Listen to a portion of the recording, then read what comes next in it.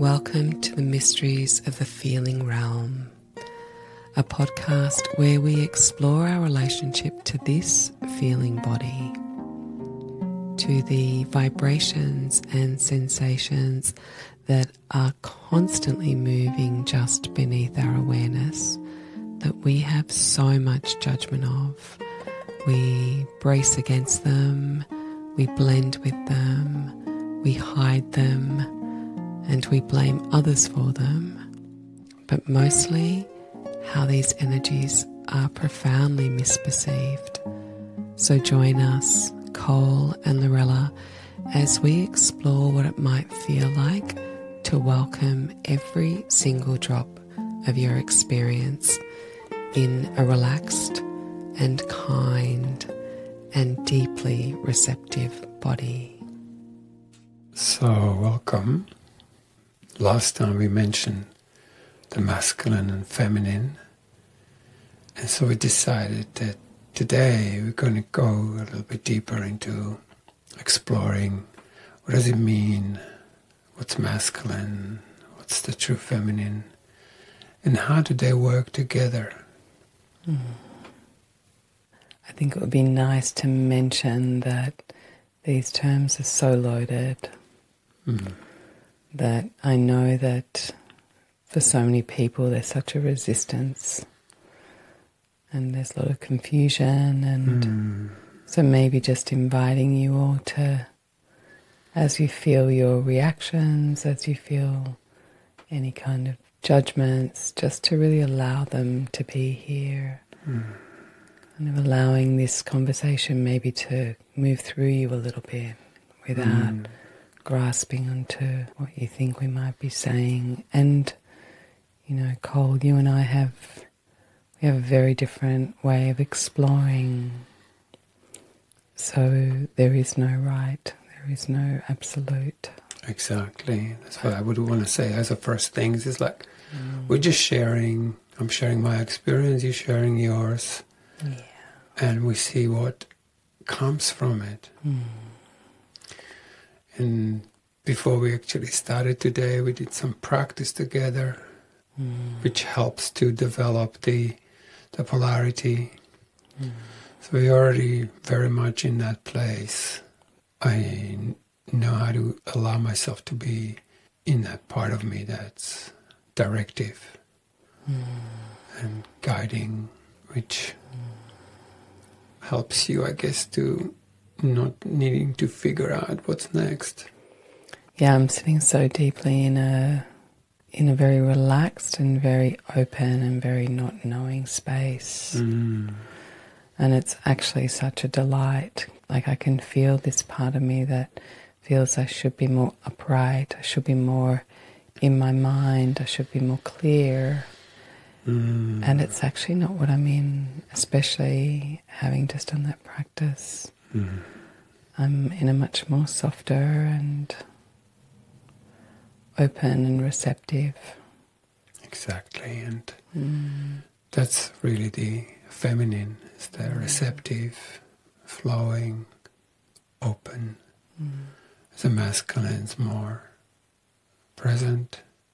When man stops figuring things out and he gets into his wholeness, the mind stops thinking, and instead of thinking, he becomes pure presence. And then the gift of the feminine is to reflect it. And when she does that, and I'll call her she, he then becomes even more present, because he gets this reflection and he's interested in this reflection. So whatever the feedback there is, I'm receptive to it and actually demand it almost. It's like, I want to know. I want to know how I feel in you. Like, what does this present do to you? And also, if I can adjust, I'm totally open and welcoming any kind of feedback, or particularly the feeling feedback. That you ooze what you feel until it hits my emotional body, which immediately deepens it. And even there when you spoke, like I could feel that teary feeling again, like this, like, oh my God, I'm so grateful this is happening. And even as I speak, I constantly watch you, constantly looking for the reflection I get. But how my presence is also informing me what presence is. What do you mean by that? Well, I started with this journey, particularly, learning what does it really mean to be a man? What does it really to be in this place? And I was doing some work that was very good, but it's only now, maybe 20 years later, I'm going like, I think I was just getting this on a so much deeper level. Like I feel it in my bone marrow. So I guess, we're speaking here, like as you talk, like it is this terrain, honestly, it's so loaded, it's so easy to go into concepts of what we think, we're talking about. So when you say you were exploring what it meant to be a man, it'd be nice just to expand a little bit upon that, because that could mean so many things. This is really good, because I did this work before that, that's all about feelings.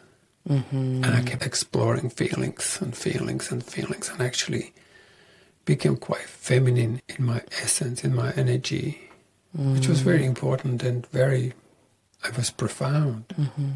Interestingly enough, I was attracting very present women, and strong, and they knew exactly where they're going. And I was like, okay, I'll follow you. But it didn't work very well, because we kept clashing. Somewhere else, after a while, I was told, I was like a little boy telling what he needs to do.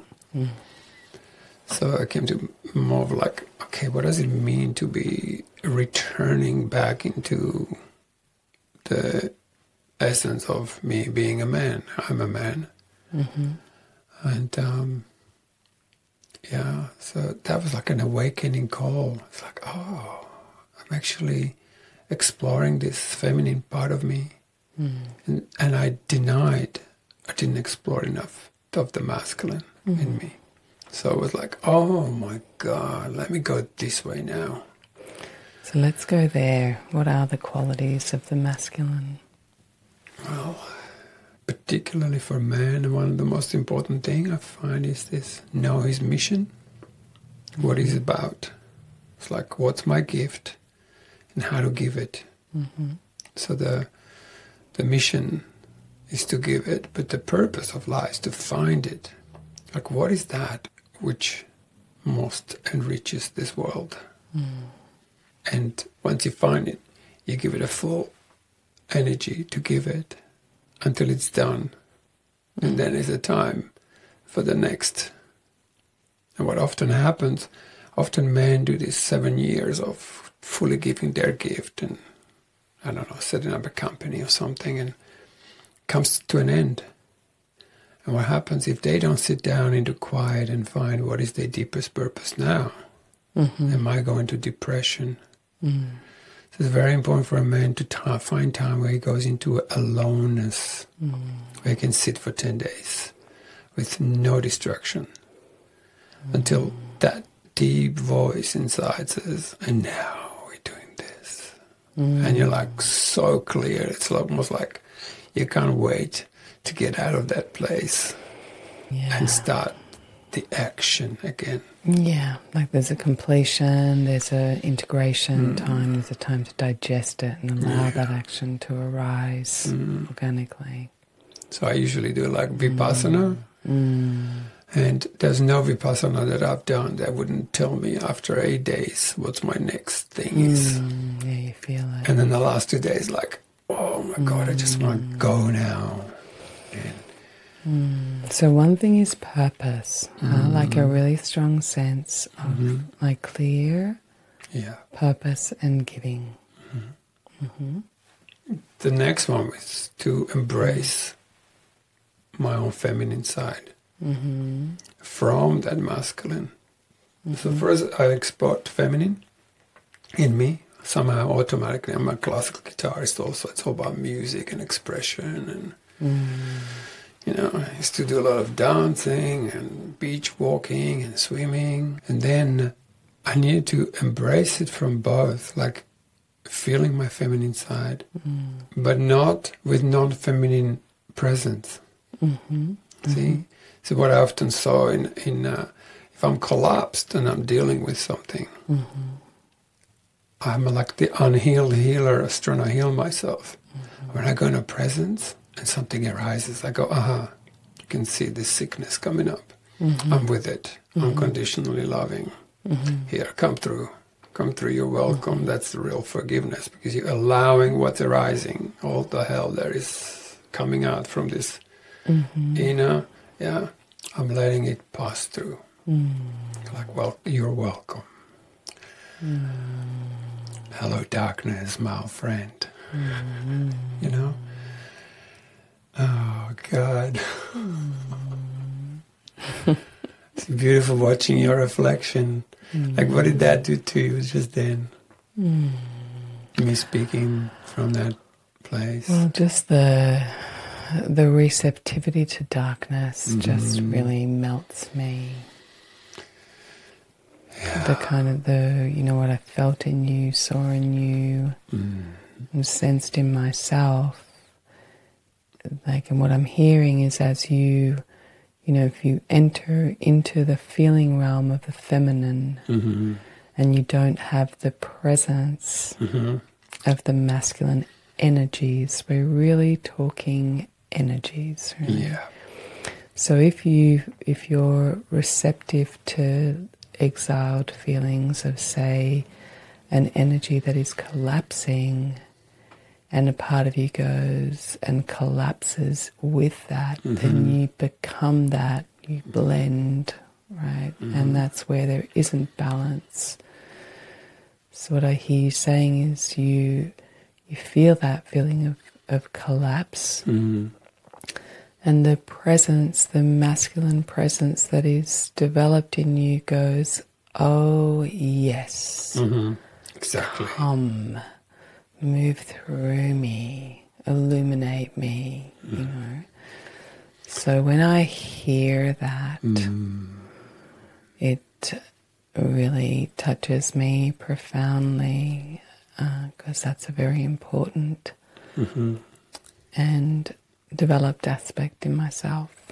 And I love that word you used, illuminate me.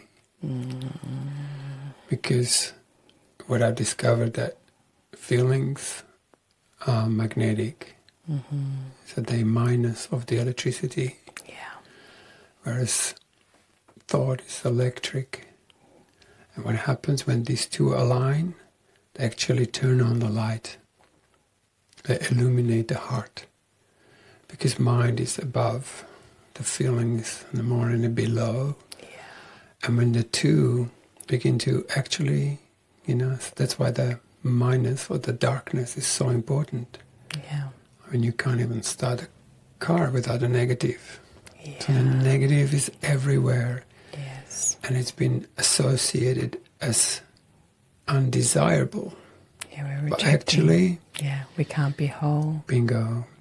And from that, we understand the importance of feelings, but also importance of the mind. That's no longer figuring things out. Absolutely. It's fully present. That all it knows. To every single drop of feeling. And then, when feelings are made without love, when we constantly attack them, they reflect that lovelessness. Yes. But when feelings begin to be loved by its own presence, they begin to respond with that love. So not only that, I love my feelings unconditionally, and I can say it unconditionally, but vice versa, the reflection comes back thousandfold. Yeah. And that love comes back, and the mind gets illuminated enough to hold enough electricity for the heart to stay present. I mean, that's a whole different subject, because we talk about masculine and feminine, but we really only need those two aspects. Yeah, the energies. To keep the heart illuminated. Yeah. Not the mind. Yeah. Illumination of mind makes religions and makes, rules and regulations. But the heart, does it ever? Does the heart ever go like, yeah, let's go to war? Yeah. It balances out the beauty of the father and the mother. Energies. Energies, Yes. exactly. So then what we used to call, what about my little boy? It's like, hey, well, didn't have a father, didn't have the presence, and didn't have the mother, didn't have the feeling. And so he was alone, he was lost, looking for things, and he was never happy because the parents were not there. So this is why I find the beauty of it. It's like that real God energy in us is the illuminated mind that already embraces the feelings unconditionally. And the mother, or the Virgin Mary, I mean, that's the whole idea of Virgin Mary is what? The pure feeling self. She births the Christ in us. This is my little mystic coming out. And again, it's just words, right? But what is Jesus? It's our own heart in full illumination that's sustained love's presence. Anyway, that's my little... I'm just going to pick up on a few things that you've said and kind of reflect them through my experience. Something that really landed for me is when you said, when the feelings, when they are received by a consciousness or a mind that is receptive, they behave differently. Yes. If, let's just say, a feeling moves through the body and we go, trauma, bad, oh, I don't like this feeling, right? I shouldn't have this feeling. This feeling says I'm bad. This feeling was because of my mother. Yeah? Yeah. The feeling braces. It actually braces because it's not being received lovingly. Wow. It's not actually being welcomed. It is being rejected.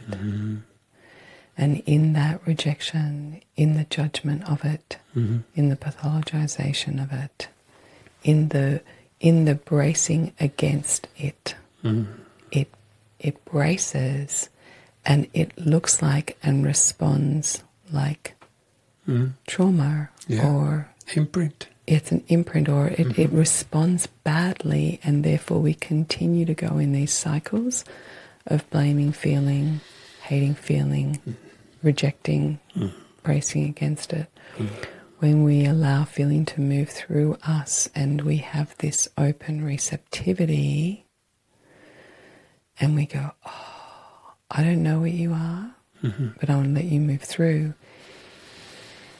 It responds, it actually responds so differently. It moves through our being and illuminates how we have been misperceiving it. It illuminates as it moves through because we see and feel, this feeling isn't what I thought it was.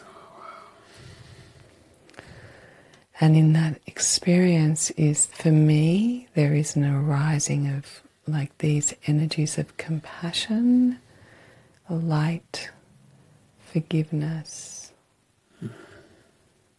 It's a radiance. It is an illumination of our misperception, and it feels incredible. Well, I'm smiling ear to ear. Although ever since you started, like I can't, like the inner smile just kicks in. It's like, oh God.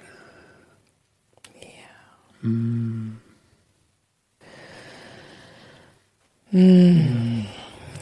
So just keeping you on track here so I can follow, because I can feel the parts of me that want to share, but I don't want to lose your thread. Yeah.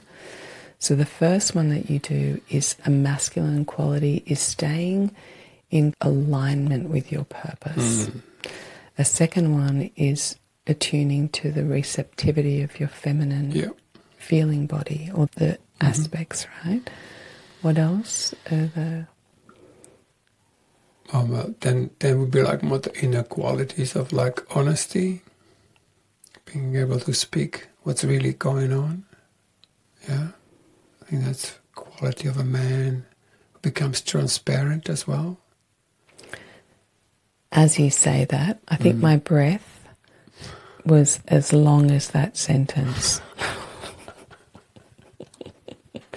I'm just like music to my ears. It's like, I would love you to expand upon that, because that to me, I remember, I'm sort of jumping here, but I remember going out with a man who really was so always consistently honest, right. even if it was going to hurt my feelings. And the most bizarre thing happened. I felt an experience of deeply trusting him. He became so trustworthy because I knew that if he said something, that it's actually what he meant. And I remember having an evening where I felt very paranoid, and I rang him to check in on something, and he said, "Oh, darling, this is so painful for the feminine. Because usually if she questions something, the man goes, oh, don't be so paranoid. You're so jealous, blah, blah, blah." You know what I mean? Yeah. And that was amazing to be received, to not be pathologized in my paranoia.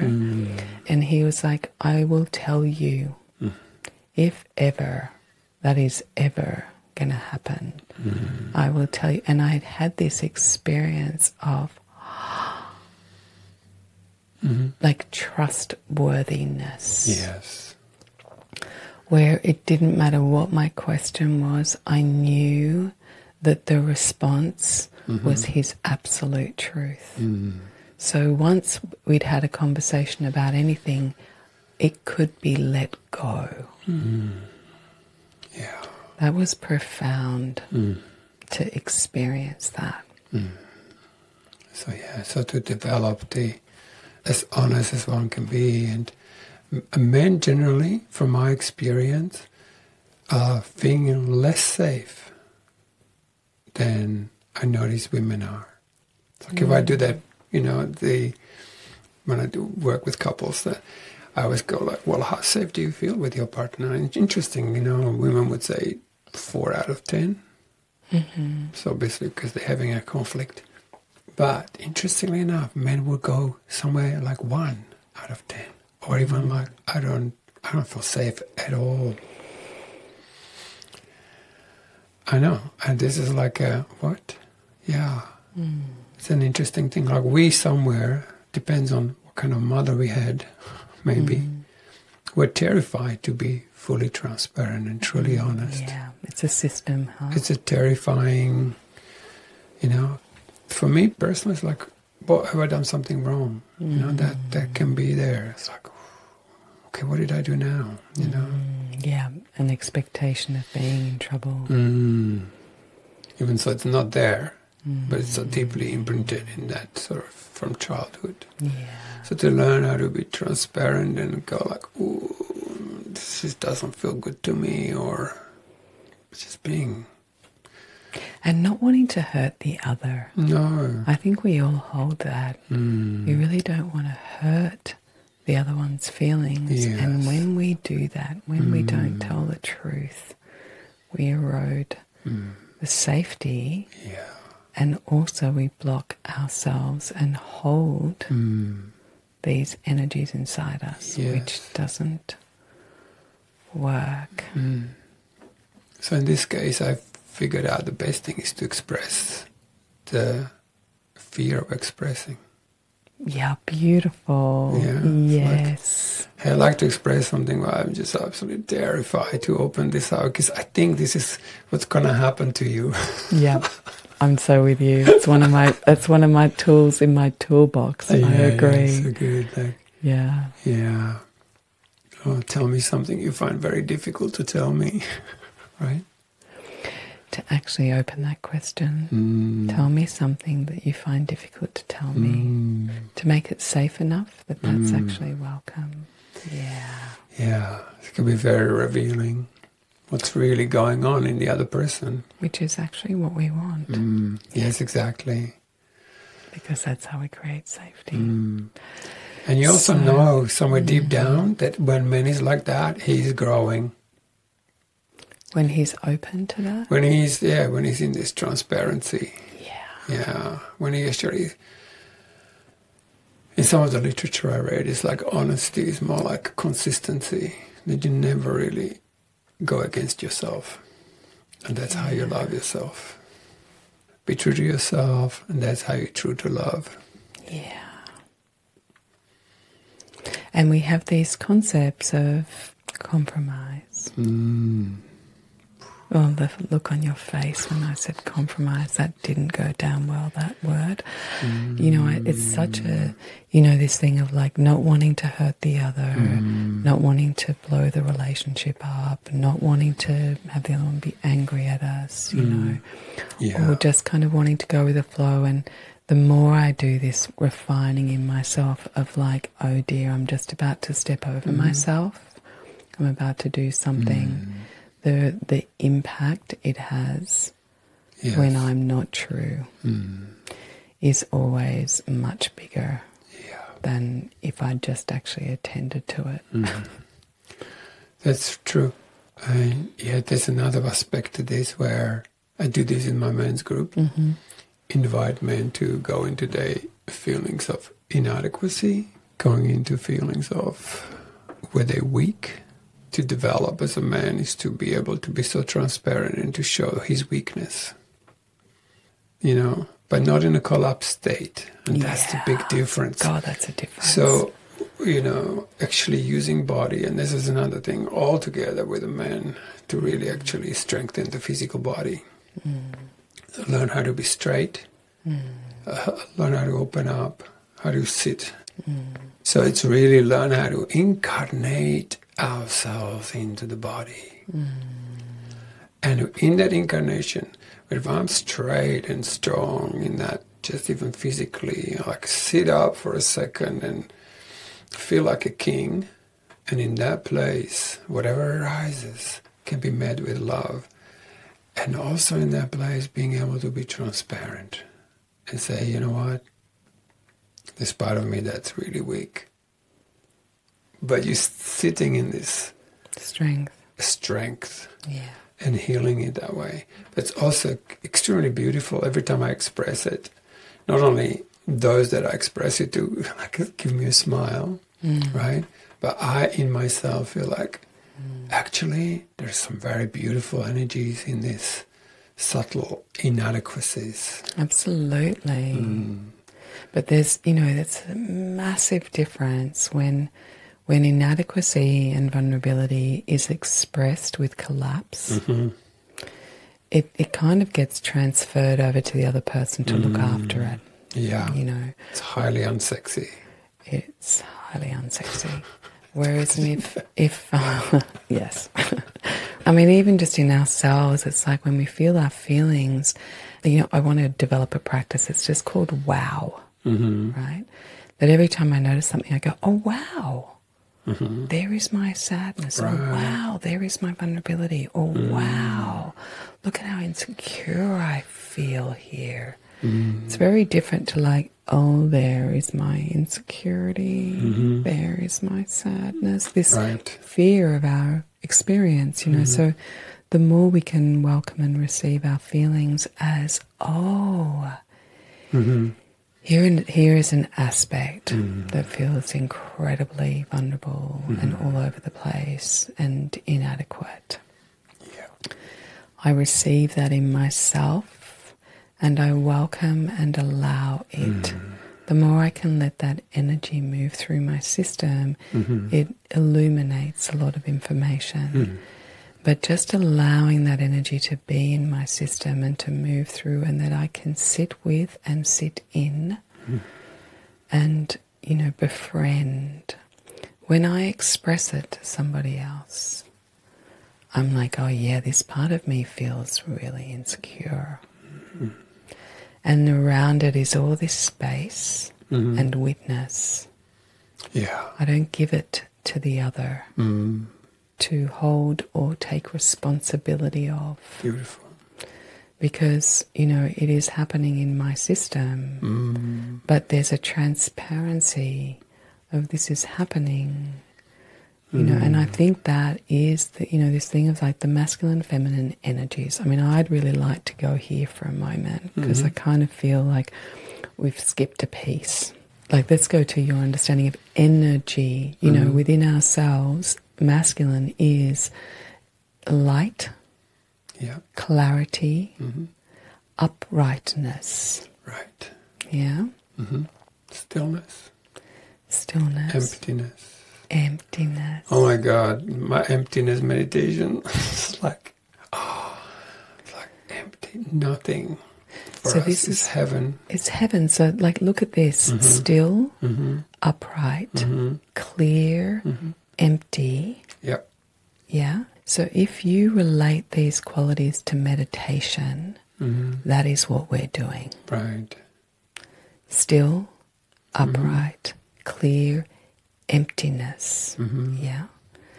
Our meditation, the basic energy in the world that we see is masculine. Yeah. 100%. When I started to learn to meditate in the feminine, it was like I was disoriented. I'm like, what do you mean I'm allowed to lie down? What do you mean I'm allowed to fall asleep? What do you mean feel into my relaxation? What do you mean taste the kind of like holding of existence, you know? It was so downwards. It was so dark. It was so insanely nourishing and relaxing. And to kind of fall into the body without bearings, it took training. Yeah. And I started to like meditate in this way because I had lost my faith in the both traditions of Buddhism and psychotherapy. And I felt like I went into the wild. And I started to meditate in this way, and I really believed I was being so lazy. Like I kept falling asleep. I kept, I just kept relaxing, and there was an encouragement, like if you fall asleep, allow it. There is exhaustion in your system, you know. And so as I did this, it took me a long time to value what I was doing. I knew that there was something in here that was soothing my soul. I knew that every night when I woke up in panic and in anxiety, that when I practiced like this, it was the only thing that brought me down, and I had no idea what I was doing, but I just trusted the fact that I was down-regulating, that I was actually soothing, and that I could do it without having to shift my state into something else, or reject anything that was happening. So I did this for quite a long time before these practices just began to wake up in my body. Yeah. And it took a long time to start to learn to meet my feeling body this deep in the kind of, I say, the ocean of my being. Like it's like I'm floating right at the depths of the ocean where there is no light, there is no clarity, there is not even a drop of word or mind. I have no bearings whatsoever. Like some part of me is going, really? Am I allowed to relax this deeply? Like that kind of happens at the gateways as I deepen. But when I'm resting down this deeply, it doesn't take me long to get down here, but the breath goes into this insanely slow, nearly imperceptible, but I know it's deep. Yeah. It is so profoundly nourishing. And here in this spaciousness and in this darkness and in this depth, as feeling arises, there is enough space that it can start to move without concept being attached to it. And this experience of feeling the thirst or the pull of the mind from kind of more above, and because of the depth of that magnetic kind of, it has like this incredible sense of gravity to it. To feel that pull and that the system doesn't follow it because it is so steeped in gravity. You know. My God, so beautiful. There is illumination that,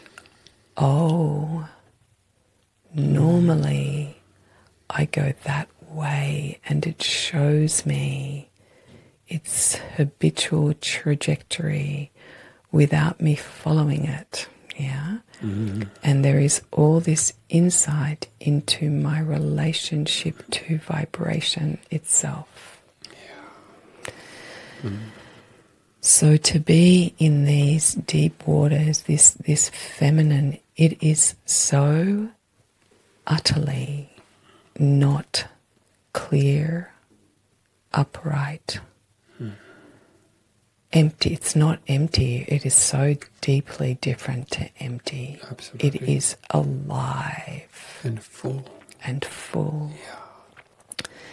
But there isn't this ramrod uprightness. And I remember in my training that we were for years learning to do nothing, to relax this deeply, to rest into existence. Yeah. To feel yourself held in the arms of existence, where not a drop of experience is rejected or seen as wrong. Yeah. Oh yeah, that just doesn't really fit there at all. It can't take, because it's so vibrational. And then to bring that, when we brought that depth of relaxation in the body back into sitting posture, yeah, so that the whole system was sitting in the most incredible relaxation. Oh, so beautiful, oh my God. That I really hear you, there was a very different presence, and then these energies could move in a system that was upright but insanely relaxed. That to me was when the word feminine began to make sense. Because it was like, oh my God, this is missing. This level of profound receptivity this level of openness, this level of nourishment when I practice. It's like I am drinking in love. You know, it actually not only is moving through me, but it somehow, it lands in my soul, in my heart.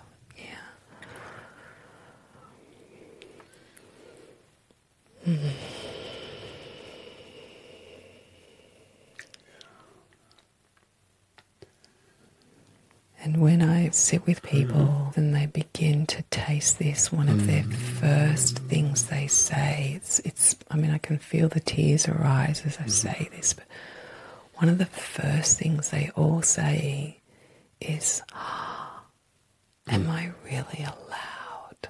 Am I really allowed to stay here? And it's like, it's beautiful and it's heartbreaking. You know, there's like, wow, somehow we have forgotten that we can just be just as we are, like every single drop. And not only is it profound how it, like you've got to train, but the thing is it's also incredibly quick to taste this, you know, like when you kind of set up the environment to look for what to recognize or what to notice, it doesn't take long because it is our essence. It is already there. We don't have to get rid of anything. We don't have to become anything. We don't have to do anything. We don't have to work harder. We actually are remembering, or like we're letting go into every drop of who we are. And I see how that quality is really missing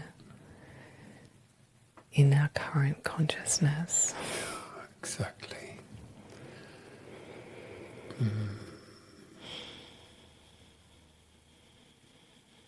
Yeah. And it's very beautiful that, you know, I was talking about masculine and then you went like, you didn't talk about feminine. You took us there. You know, like, feel this.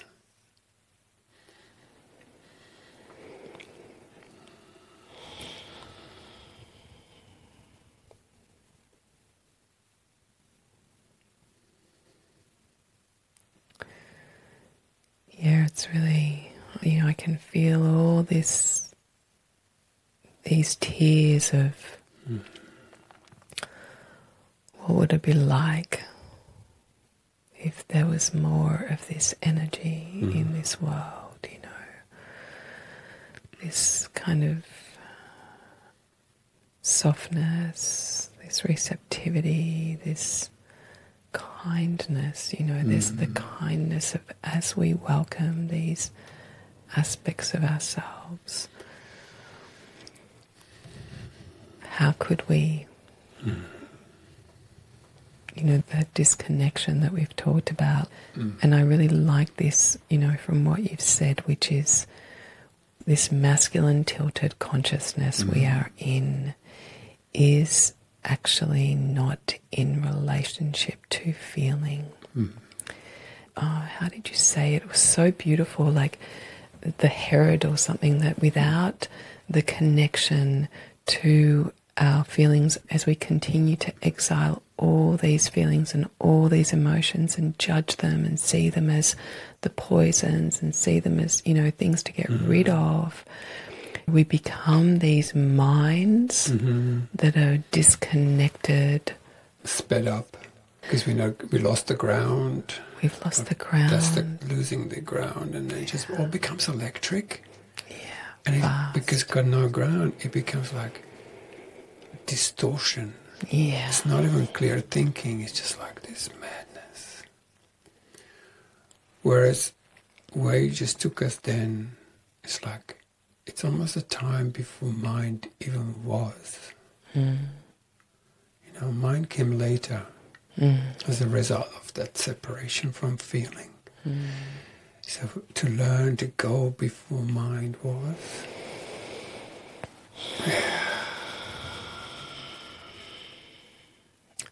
I'm so glad you went there, because it is actually, it's quite phenomenal to see how hard it is to let go of mind. Yeah.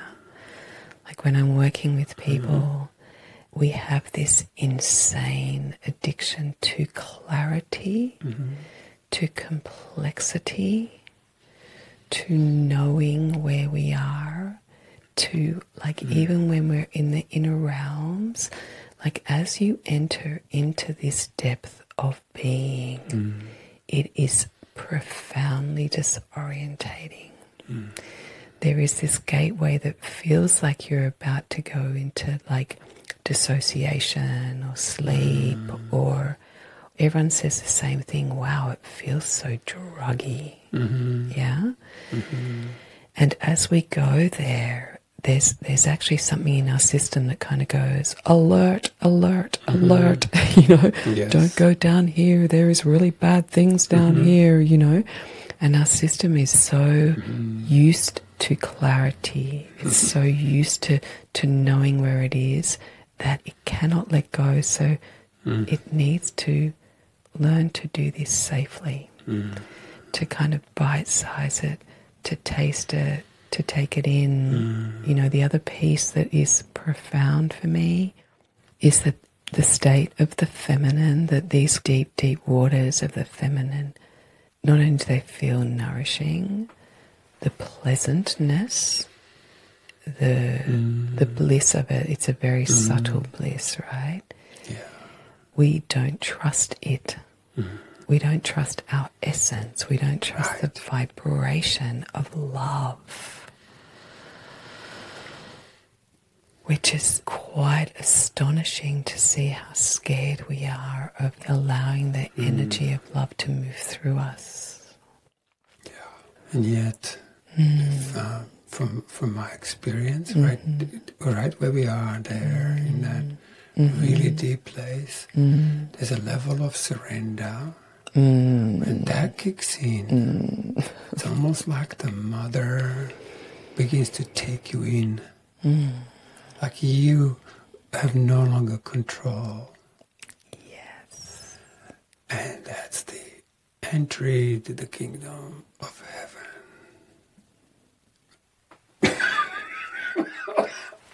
So my heart, I'll let you cough there. That was a kind of laugh, cough, joy all in one.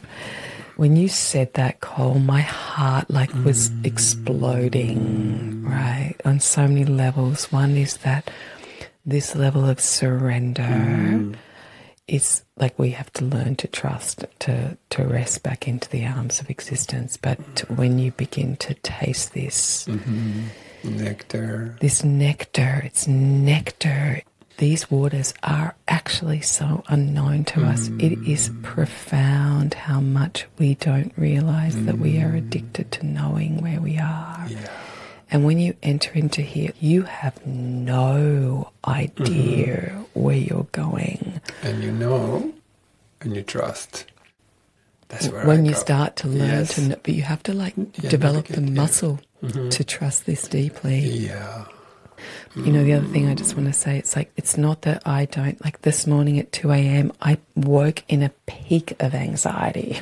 My heart rate just went up, something was on my mind, you know, it was really intense and my body meets it. It's not that I don't experience intense feeling, but I meet it with this, sweetheart, or this at least like, okay, you know, and I give it space and it settles and settles and settles, and then I go through this gateway, and this gateway of entering into the unknown and into the kingdom of heaven. It's not a phrase that I would use, but when you speak it, something of like, oh my God, it's so beautiful to hear the words without the, as a friend of mine says, the Christianese, that's laid on top of it, my Catholic Italian upbringing. When you take that off and you start to enter, it's just...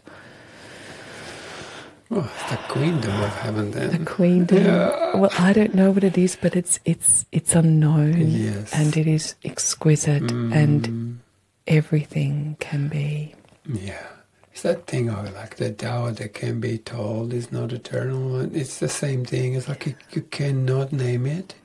And if you do, then you're still not there. Because it's so beyond the human comprehension.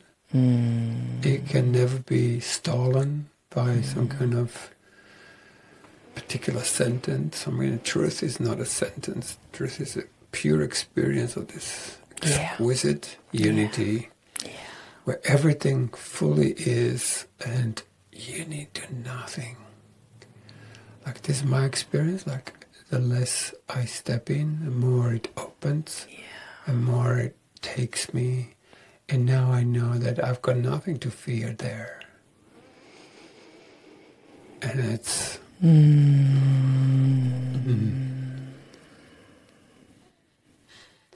It is. It's an extremely direct experience. Yeah. I mean, I guess one of the things I love about maps or having these conversations, for me, these maps are maps of the unseen world, maps of the unconscious, maps of the body, right? They're just like these insanely... tiny little brushstrokes of what you might bump into, like you kind of enter and go, oh, okay, you have no idea where you're going. And there's these little like landmarks, things that you might bump into. And when you do bump into them and they illuminate or they arise and you're like, all right, that's what I've been kind of, it's this photocopy that I've been practicing or that I've been following, and then all of a sudden the actual terrain just arises and so many things make sense, but they are fingers pointing to the moon, they are not the moon. And they, I really love that moment of and I call her the mother of everything, because she takes me. I can only go a certain distance with my own abilities. Yes. But then she takes over, and she navigates me. Yeah. And I go, okay, Mama, take me home. Absolutely. It's like we navigate to the gateway and then the gateway has to open and we can be keeping that gateway closed. But I learned to let go into it. I learned to trust it. And my system has to just take however long, The other thing is that I also rest into it knowing that there's all these other parts that are holding. And I'm like, yeah, however long you need to take. I'll just drink the elixir here and actually let it land in my being, and that allows me to really learn to receive or drink from this nectar, because one thing is to notice it, another is to be in it, but then there is something very different to allow it to land. Step back. This is a beautiful one. Step back and let it lead the way. That's where I go. Because that's discovery, that's creation, that's new. It's brand new. It's not like I put two old things together and now I create a new one. It's like a new way of being is shown. Like it's brand new. It's incomparable to anything that went before.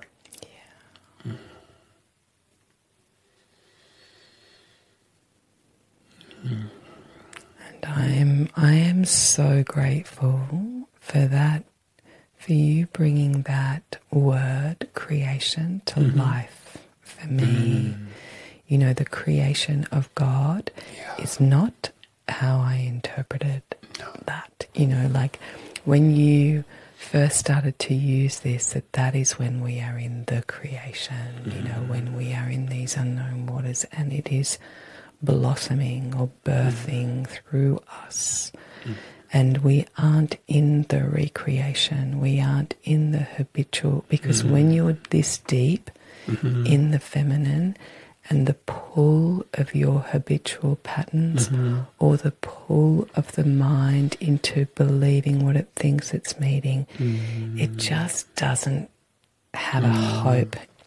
And that's what I see is missing, is like we need to be this deep down into the unknown, because here it can start to move through without the pull of the recreation of the old, you know. Yeah. There's one little step in there that's very important to be aware of. Go for it. It's going to sound like, what? No, this... I say it. Yeah, no, go for it. Is this the ending on your mystic piece? Are you ready? It's yeah, go for it. Hoarding. Because that's the habit of a mind, go like, oh, I've got the kingdom. Oh, yes.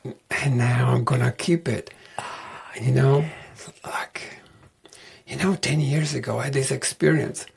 What about now?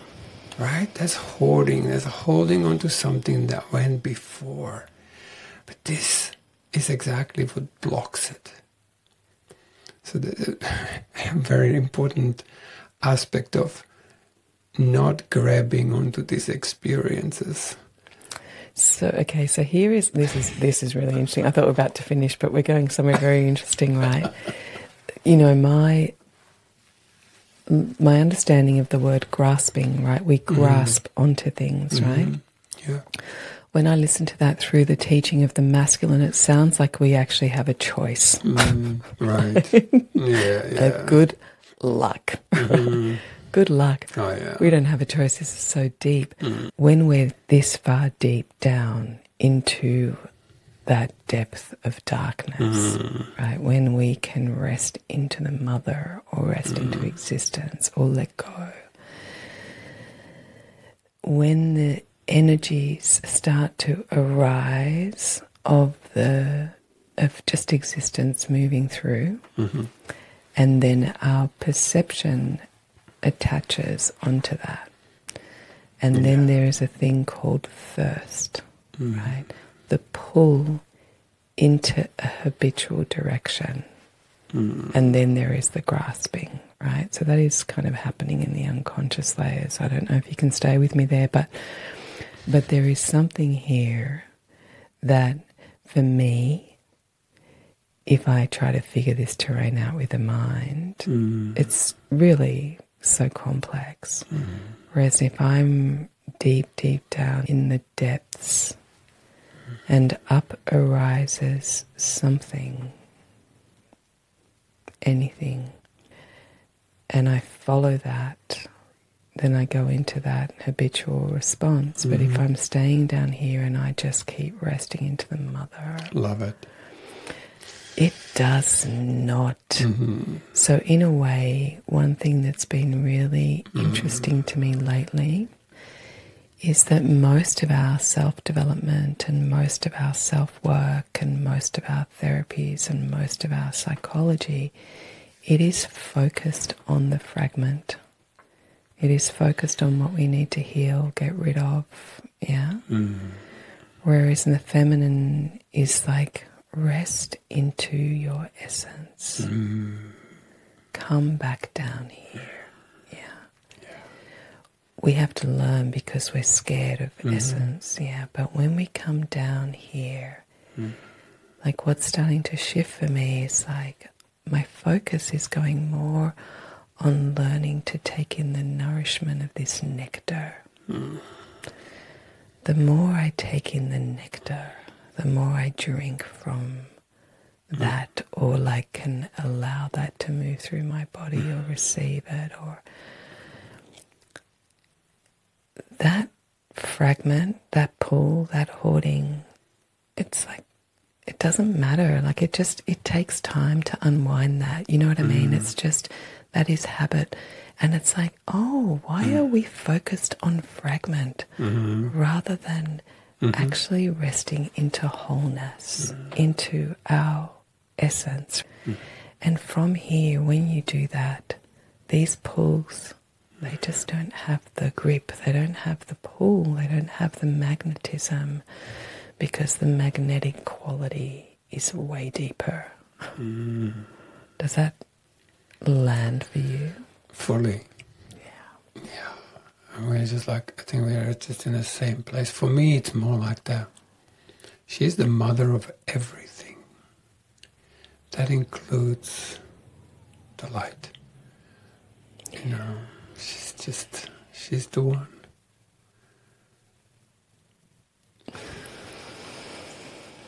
She's the one. Yeah.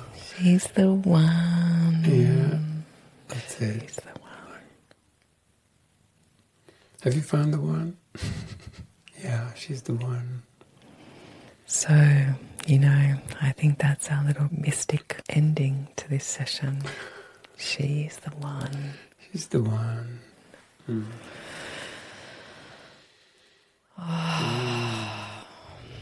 So, yeah, because, you know, I actually have to just it didn't feel like the end, did it? Like, it was like, no, you're right. Sneak one more in. Let's see if that's the end. Okay, let's see. This could be shocking. It's like there is only one feeling. Oh, yeah. That's it. You know, it's like there's only one ocean. There is only one feeling. Everything leads back to that. Yeah. I am so with you. And there are currents, there are waves, there are still waters, all of that. But there's only one feeling. The mystery Oh my God. of the feeling realm.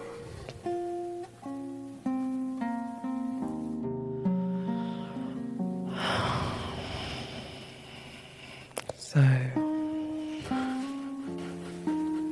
thank you so much, Cole, for sharing this space. Oh, thank you. It's been amazing, actually. Yeah, that was a